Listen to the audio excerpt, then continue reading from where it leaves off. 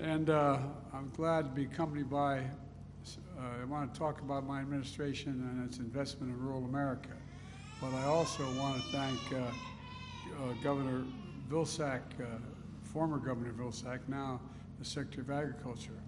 Look, creating opportunities for family farmers and tribal communities across the country is what we're trying to do here. And Tim, and Governor Waltz, Governor, it's a great, thank you for the great work and the partnership, what you're doing here in Minnesota. And Mayor Paul, Rhonda, where's Rhonda, the mayor? There you are, Mayor. Thank you for being here as well. I appreciate it.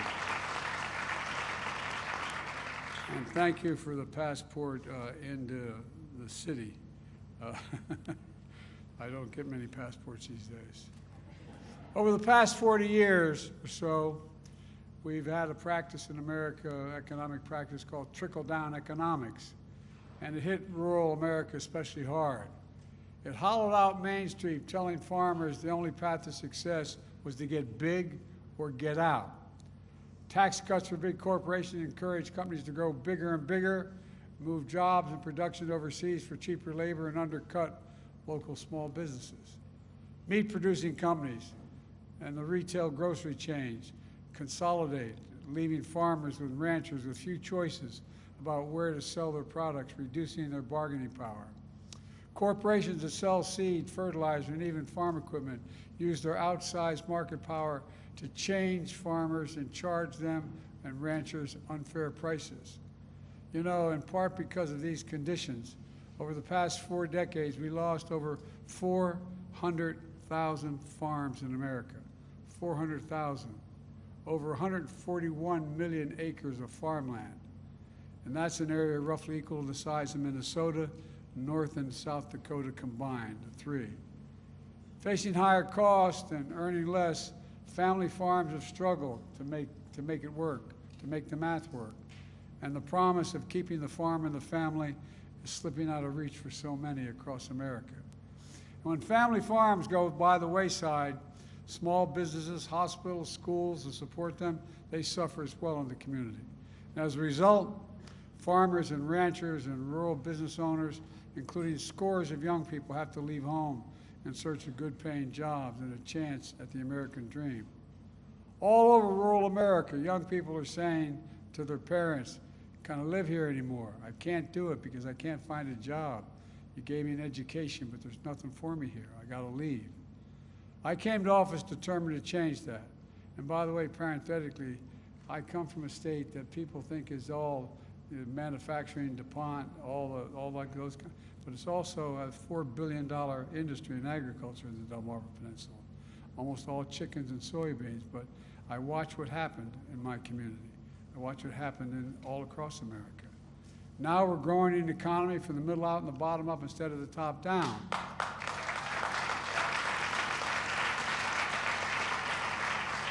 And folks, there's a practical reason for that. When the middle class does well, the poor have a way up, and the wealthy still do very well. It's everybody does better. When rural America does well, when Indian country does well, we all do well. And folks and press have been calling my plan Bidenomics. Well, it's about investing in all of America, all America, including rural America. It's about making things in rural America again. And that's exactly what the historic legislation we passed has done, creating new and better markets and new income streams so that generations of rural Americans can begin to thrive again. For example, through our clean energy initiatives contained in the Inflation Reduction Act, we're investing nearly $20 billion. $20 billion, the money's there to help farmers and ranchers tackle climate crisis through climate-smart agriculture and cover crops, nutrient management. It's not great. And storing carbon in the soil, reducing greenhouse gas emissions while improving overall health of the soil and the water.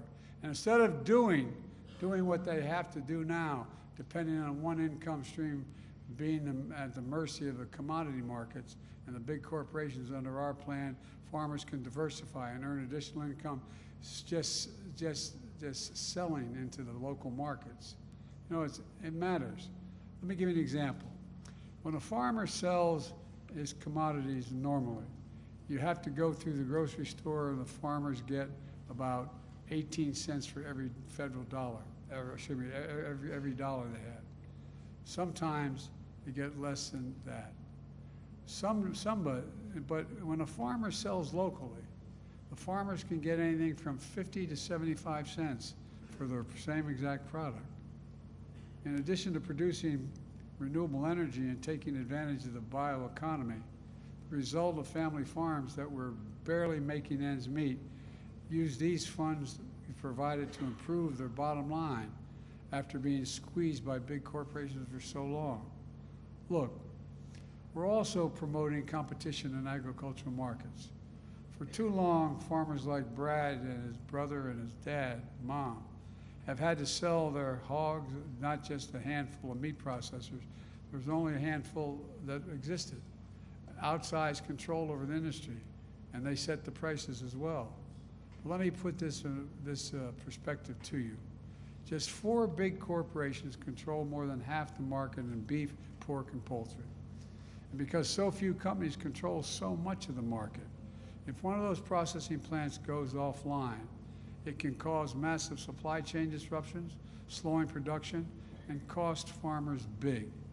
It happened to Brad when processing plants shut down during the pandemic and he had to rely on social media to sell his hogs. Folks, look, there's something wrong when just 7% of the American farms get nearly 90%. 7% get 90% of the farm income. And most farmers rely on jobs off the farm to be able to make ends meet on the farm. When I took office, I decided to invest $1 billion through the American Rescue Plan in small and medium-sized independent meat processors to expand their capacity.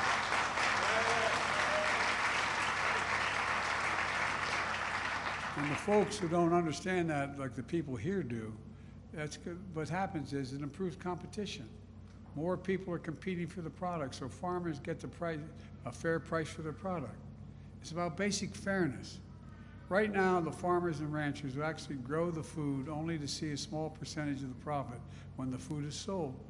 So we're strengthening local food systems, so rural communities have better access to affordable locally grown food, so the farmers who provide that food actually benefit from it.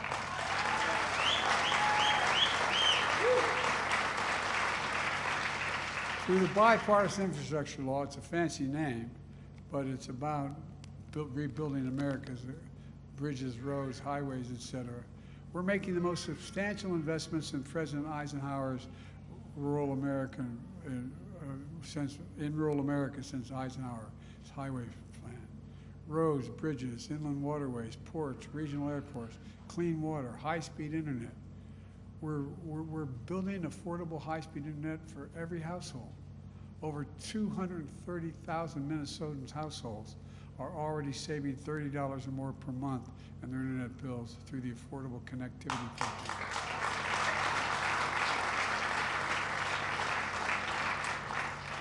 But we need your help. That program's running out of funds.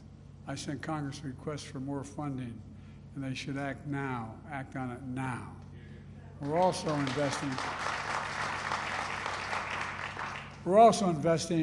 over $50 million to bring high-speed internet to tribal communities here in Minnesota alone.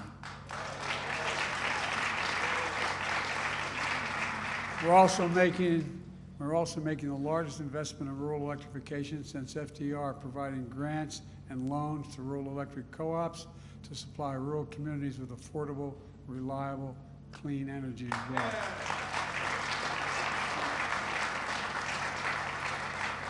Today, I'm proud to announce new funding that will go directly to rural communities. $1 billion to fix aging critical rural infrastructure like electricity, water, wastewater systems that haven't been replaced in decades. We're investing millions in building new bioeconomy and with homegrown biofuels, which will contribute nearly $3 billion to Minnesota's economy over every year as it saves as an important market for family farms to be able to do this. And folks, this is just a start. Today I'm announcing we're investing nearly $2 billion to help more farmers adopt practices to fight climate change and earn new income.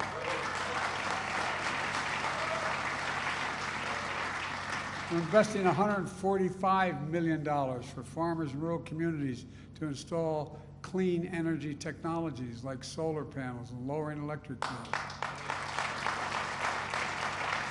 An additional $274 million to expand rural high-speed internet even further. $2 billion to support communities in our Rural Partners Network, which puts federal employees on the ground to help rural communities take advantage of the federal resources, let them know what they are and where they are. We're also making sure rural America can compete with clean energy manufacturing jobs of the future. Earlier this year, I was in Minnesota, where we're over a century. Cummins built diesel engines and heavy-duty trucks and power generators. But now, thanks to the legislation I signed, the tax credit for clean energy, Cummins is converting its facility to make essential components for producing clean hydrogen used for cleaner production of everything from cars to trucks to steel to cement to manufacturing. And it's going to create thousands of jobs. In a place like Ohio and outside of Syracuse, New York, and all over the country, including in rural America, semiconductor companies are investing hundreds of billions of dollars, not a joke, hundreds of billions of dollars to bring chip production back home. You know, those little computer chips about the size of the tip of your little finger. We invented them in America. We made them more sophisticated, and we lost the ability to make them because we only had now 10% of the production. I went to South Korea to meet with Samsung and other groups. And I said, hey, look, why don't you come and invest in America? And guess what? The South Korean company came along and they're going to invest $200 million. We are $20 billion. We're going to invest over $350 billion in building these chips. And everything in our lives, from cell phones, automobiles, refrigerators, most sophisticated weapon systems, rely on these. I might add, the factory being used to produce these chips, they call them fabs, employ thousands of people. You know what the average salary in those factories is going to be? Over $100,000 a year, and you don't need a college degree. That's the truth. All that means good jobs in rural America. The bottom line is this. Instead of exporting jobs overseas for cheaper labor, now we're creating jobs here and expanding American products and selling them overseas. Yeah.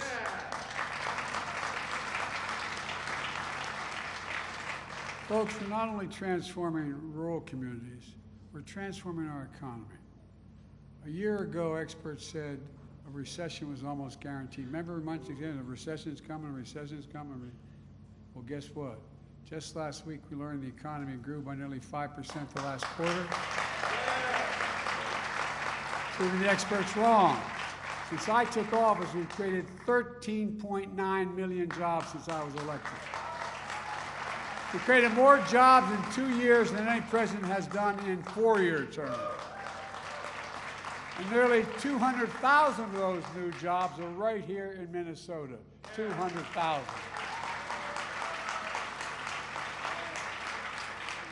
Remember, we were told we no longer be the manufacturing capital of the world? Well, guess what? We created 815,000 manufacturing jobs, twice as many as the previous administration. Where does it say we can't be the manufacturing capital of the world? Where is that written?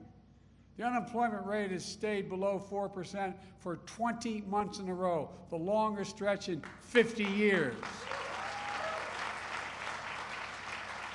And inflation is coming down at the same time. It's down from 60%. It's down 60% since last summer. Core inflation is the lowest level in 2 years. We have the lowest inflation rate of any major economy in the world. Folks, All of us are no accidents. Bidenomics. And by the way, we got more to do. We got more to do.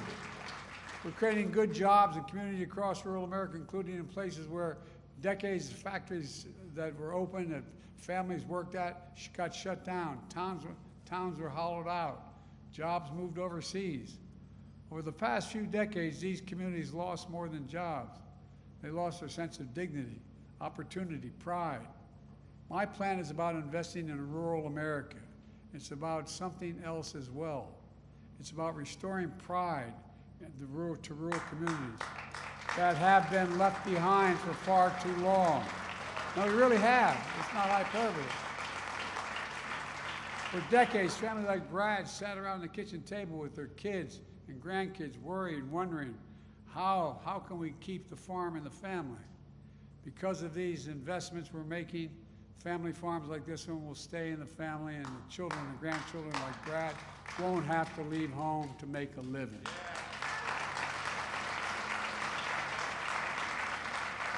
Now, Brad sits around the kitchen table with his 4-year-old son and 20-month-old daughter. She'll understand it all right away. Who are here today, he doesn't have to worry about if the farm's going to stay in the family if they want it to. Folks, Bidenomics is just another way of saying the American dream. 40 years ago, trickle-down economics limited the dream to those at the top. But I believe every American willing to work hard should be able to get a job, no matter where they live, in the heartland, in small towns, to raise their kids on a good paycheck and keep their roots where they grew up. You know, my dad used to have an expression, for real, he'd say, Joey, I mean it sincerely, a job's more than about a paycheck. It's about your dignity. It's about pride. It's about respect. It's about being able to look your kid in the eye and say, honey, it's going to be okay, and mean it. That's the American dream. That's Bidenomics. It's rooted in what always worked best for the country. Investing in America. Investing in America. And investing in Americans no matter where they live, in rural communities, tribal communities, suburbs, or cities. Because I believe a president is supposed to represent all American people, not just some Americans. Folks, here's the deal. It's never been a good bet to bet against the American people. Never, never, never. I can honestly say I've never been more optimistic about America's future than I am today. We just have to remember who in God's name we are. We're the United States of America. And think about this. We've always come out of every conflict we've gotten into, we've always got every problem we've had stronger than we went in. There's nothing beyond our capacity. Think about it. Anything we've ever set our mind to as a nation, we've never failed to succeed. Not a joke. Never failed to succeed. Nothing's beyond our capacity when we do it together. So let's unite this country. Let's do it together. Let's make sure that those who want to stay in the farm can stay as long as they want because they make a good, decent living. God bless you all, and may God protect our troops. Thank you. Thank you.